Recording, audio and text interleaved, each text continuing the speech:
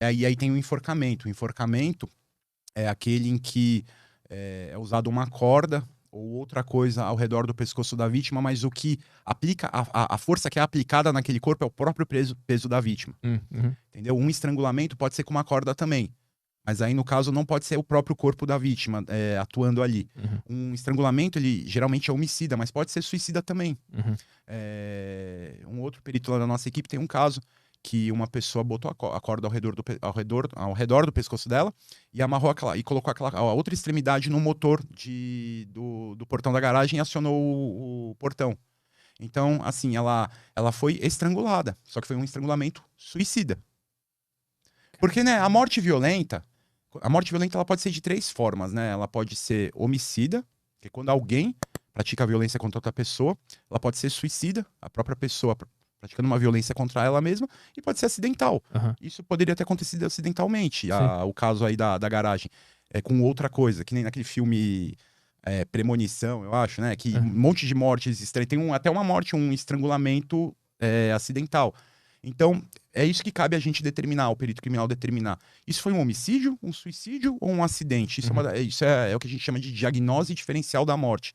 É dizer se aquela morte... É óbvio que aquela morte foi violenta. Mas aí que tá, quando a gente fala de morte violenta, a gente tem que levar em consideração que essa violência pode ter sido acidental. É violento porque não é natural. Entendeu? Tem a morte natural e tem a morte violenta. A morte natural é aquela, uma doença. Agora, um suicídio por ingestão de veneno é uma morte violenta. É violenta? Só que é suicida. Eu achei que violência estava atrelada ao fato de ter alguma ação, alguma coisa... Não necessariamente. Uma coisa gráfica. Não necessariamente. O conceito que é aplicado na criminalística, de um modo geral, e no mundo jurídico a morte violenta, ela é aquela que não é natural. Uhum. Então, assim, uma morte natural pode ser mais violenta do que uma morte violenta. Pensa, um câncer.